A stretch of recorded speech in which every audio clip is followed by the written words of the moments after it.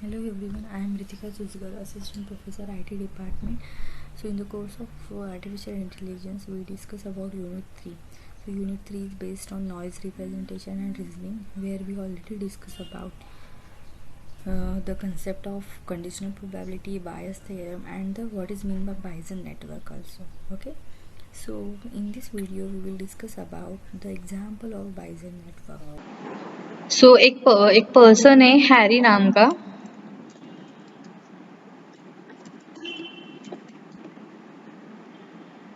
तो उसने क्या किया है, उसके घर में एक अलार्म लगाया है। ओके, सो सी के अंदर यहाँ पे मैं लिखती हूँ अलार्म।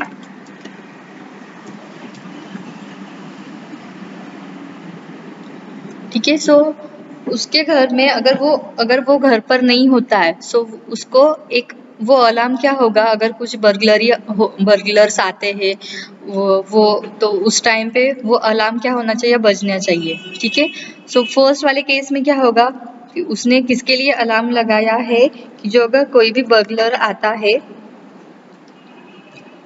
तो वो अपने आप वो अलार्म बजना चाहिए घर में। ओके, एंड सेकेंड थिंग क्या हो सकती है, जब अर्थक्वेक आता है तभी भी वो अलार्म क्या होगा, बजेगा।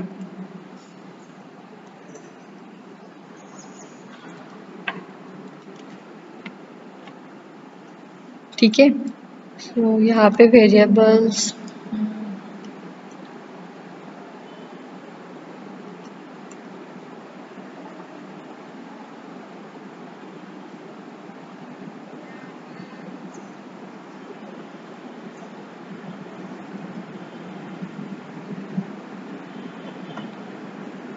सो इसके लिए बी ई ए, यहाँ पे डेविड।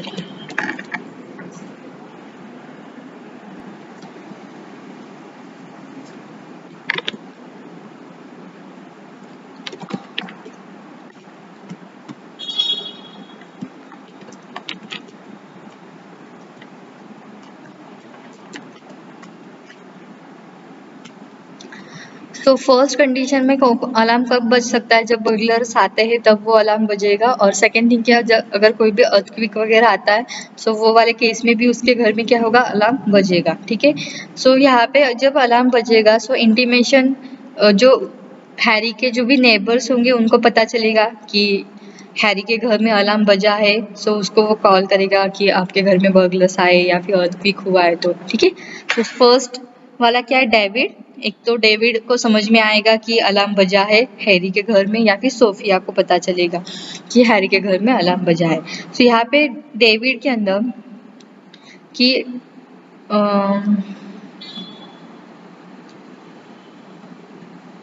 ठीक है, सो हमारे पास एग्जाम्पल क्या होगा कि Harry installed a new burglar alarm at his home to detect the burglary. So the alarm reliable responds at detecting the burglary, but also respond for minor earthquake also. So Harry has two neighbors. David is first neighbor of Harry and Sophia is another neighbor of Harry. So who have taken the responsibility, जब भी alarm बजेगा तो वो responsible होंगे कि बताने के लिए हैरी को कि आपके घर में अलार्म बजा है, एक तो बर्गलर्स आए हैं या फिर अर्थक्वेक हुआ है। ठीक है, so this to David and Sophia are responsible for to inform Harry at work when they are hear the alarm. So David always calls Harry when he hears the alarm, but sometimes the David confused with the phone ringing and call at that time too. So David जो भी alarm का जो भी ringtone जो Harry ने लगाई है वही रिंगटोन डेविड ने अपने मोबाइल की भी लगाई है। सो हर टाइम मतलब हर टाइम वो नहीं बता सकता कि अलार्म हैरी के घर में बजा है या नहीं बजा है। अगर डेविड बाहर चला गया है सो उसको वो पता नहीं चलेगा कि हैरी के घर में अलार्म बजा है नहीं बजा है। ओके, सो जब भी उसको वो घर पर होगा तब वो बता सकता है कि हाँ हैरी के घर में अलार्म है। बस यहाँ पे कंडीशन क्या दी है कि हर टाइम वो नहीं बता सकता, समटाइम्स डेविड से मिस भी हो सकता है, वो अलार्म का साउंड उसको सुनाई नहीं दे सकता, या फिर वो बाहर चला गया हो सकता है, या फिर उसका जो मोबाइल की रिंग है वो सेम ही है अलार्म की रिंग हैरी के घर में जो अलार्म लगा है। सो उस टाइम पे वो मिस हो सकता है कि वो डेविड जो है वो हैरी को इन्फॉर्म नहीं कर पाता है कि उसके घर में अलार्म बजा है। ठीक है। Second thing is what, the Sophia likes to listen high music. So अगर सोफिया कोई भी सॉन्ग हाई म्यूजिक वो अगर लिसन कर रही है, सो उस टाइम पे भी उसको सुनाई नहीं देगा कि हैरी के घर में अलार्म बजाए तो। Okay, so sometimes she misses to hear the alarm. So हमें क्या करना है यहाँ पे, here we would like to compute the probability of burglary alarm. Okay, probability of burglary alarm. So calculate the probability that alarm has sounded, but there is neither a burglary nor an earthquake occurred. And David and Sophia both called the Harry. So हमें probability किसके लिए check करनी है यहाँ पे, calculate the probability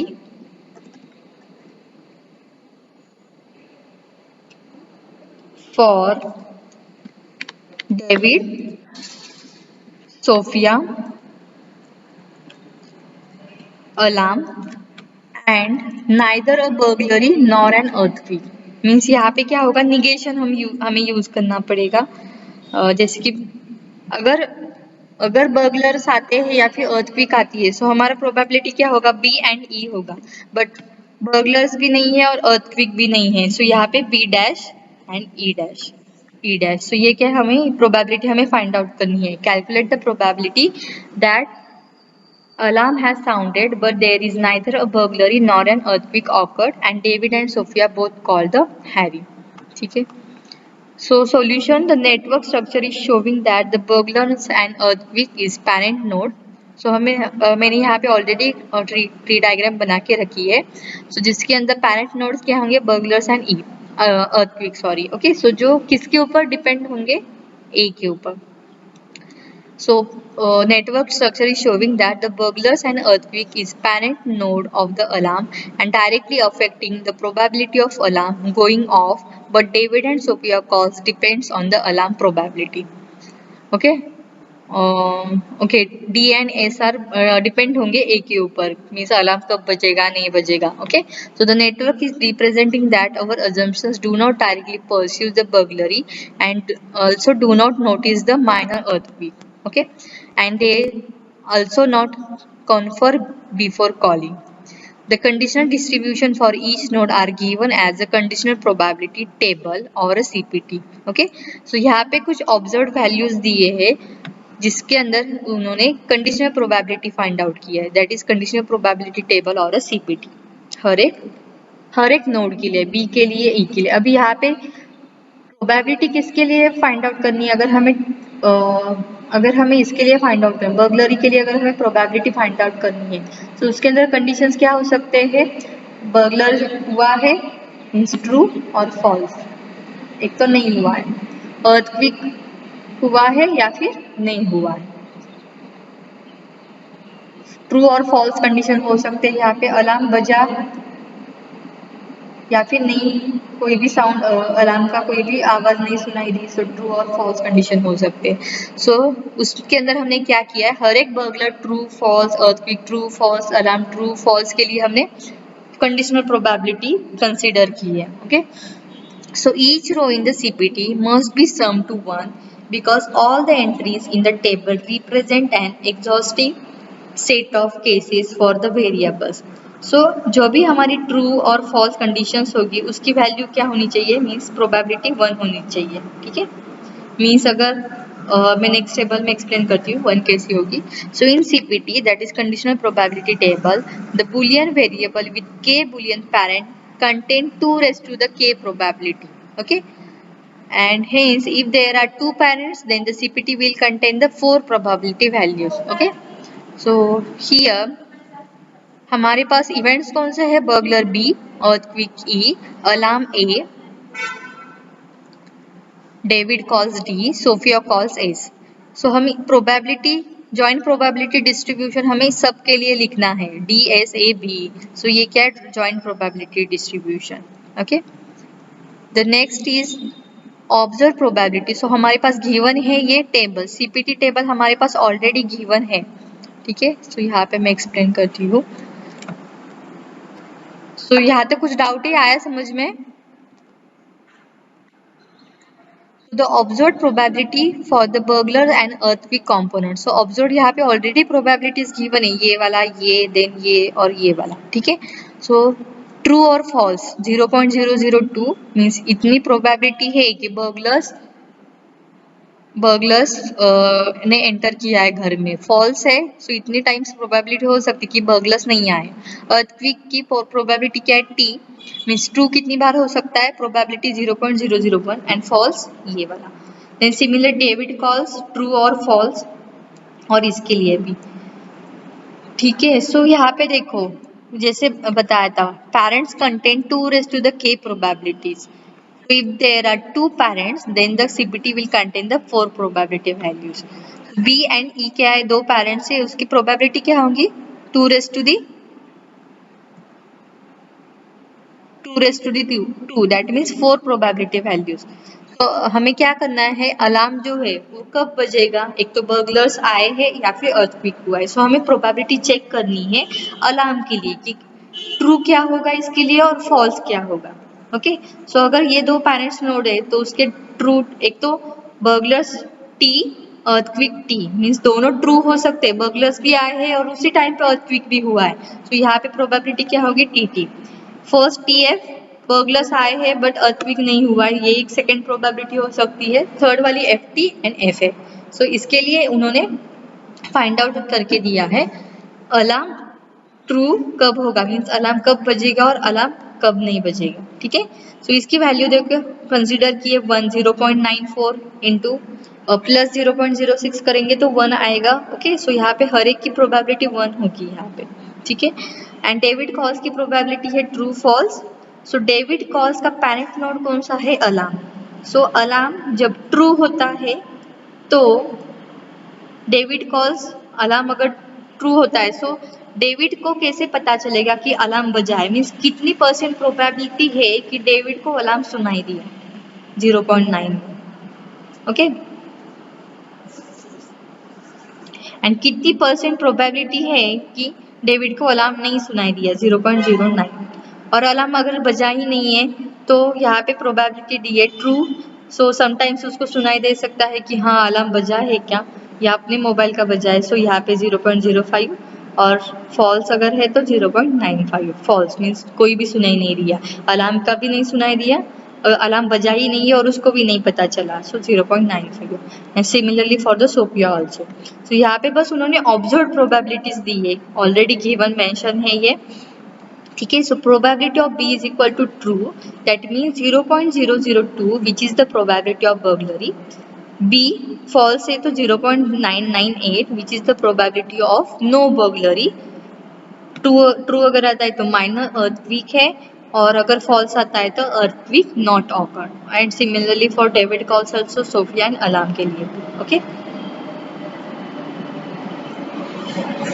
yes.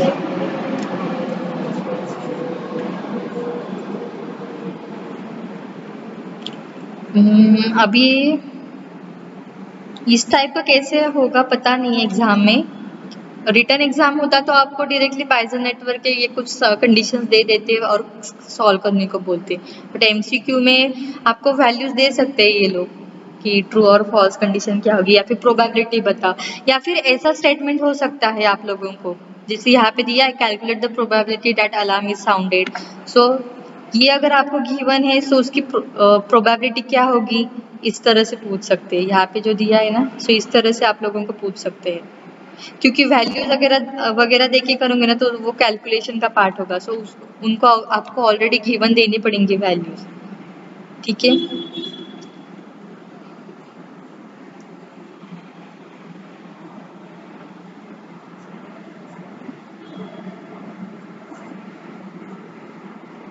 तो ये already given दिया है, ऑब्जर्व प्रोबेबिलिटीज ऑलरेडी उन्होंने गिवन दी है, ये कैलकुलेट नहीं की है, बस यहाँ पे ऑब्जर्वेशन दिया है कि ये वैल्यूज हो सकती है। तो हमें बस क्या करना है, यहाँ पे कितने % मीन्स वैल्यूज फाइंड आउट करने। देखो यहाँ पे प्रोबेबिलिटी फाइंड आउट करनी है, तो प्रोबेबिलिटी का आपको तो फॉर्मूला पता है, सो उसमें से बस निगेशन पार्ट कौन सा है और एस बार ए कौन सा आएगा, सो ये फाइंड आउट करके बस फाइनल हमें रिजल्ट पता करना है। ये ऑलरेडी ऑब्जर्व वैल्यूज दिए हैं, ये कुछ भी फाइंड आउट नहीं किया है उन्होंने। So conditional probability table for alarm A क्या है, ये ऑलरेडी देखो यहाँ पे, ये वाला जो पार्ट है ना यहाँ पे लिखा है conditional probability table for David calls. Okay, so यहाँ पे दिया है, गिवन है ये सारा conditional probability table for Sophia calls, so ये वाला टेबल। तो हमें क्या, हमारे पास स्टेटमेंट कौन सा है, मेन वाला, calculate the probability that alarm has sounded but there is neither a burglary nor an earthquake occurred and David and Sophia both called the Harry. So ये तो ट्रू है, डेविड भी कॉल कर रहा है, सोफिया भी कॉल कर रही है, मीन्स ये दोनों पार्ट क्या है, ट्रू है। अलार्म भी साउंड किया है, ये भी पार्ट कौन सा है, ट्रू पार्ट है। नाइदर अ बर्गलरी, मतलब बर्गलर भी हुआ है नहीं है और अर्थक्वेक भी नहीं है, सो ये क्या होगा, निगेशन होगा। सो हमें बस प्रोबेबिलिटी फाइंड आउट करनी है। From the formula of joint distribution write the problem statement in the form of probability distribution. So P Sophia, S David A, David D, alarm A, neither burglary not earthquake. So ये क्या है हमारा probability distribution, हमें इसके लिए find out करनी है। सो जैसे मैंने बताया था एस एंड डी जो है उसका पैरेंट नोड क्या है, अलार्म। तो ये वाले एग्जांपल में बताया था, और ये वाले एग्जांपल में देखो सी का पैरेंट नोड कौन सा है, A and B. Okay, C A comma B. Okay, D and E का पैरेंट नोड कौन सा है, सी। तो सेम यहाँ पे probability of S bar A, probability of D bar A. Okay, then next क्या है A. So A के parent node कौन से है, दो, burglary यानी earthquake, but यहाँ पे neither burglary और nor है, so A bar negation of B and negation of E. And next is what, negation of B, उसकी एक अलग नोड है, इसके लिए कोई भी एरोज कनेक्टेड नहीं है, इनकमिंग एरोज प्रेजेंट नहीं है बी और ई के लिए।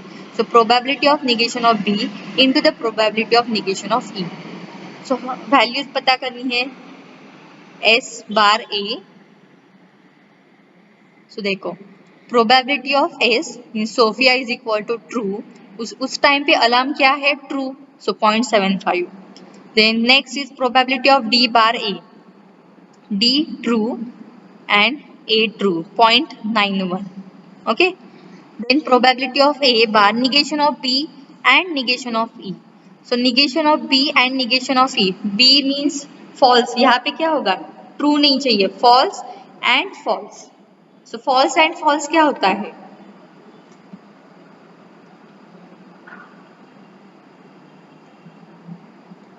ये वाला टेबल होगा ना इसके लिए।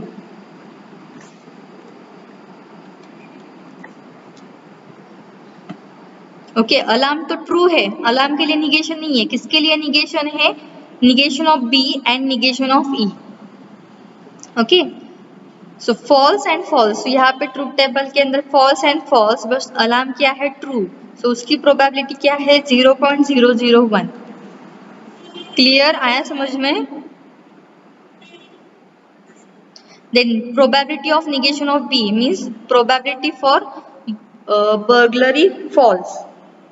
सो बर्गलरी फॉल्स की प्रोबेबिलिटी क्या है, 0.998, so 0.998। And probability of negation of P means false, earthquake का फॉल्स क्या है, 0.999, 999, सो 0.99। सो हमें वैल्यू क्या मिलेगी, ये वाली, ये वाला फाइनल रिजल्ट होगा।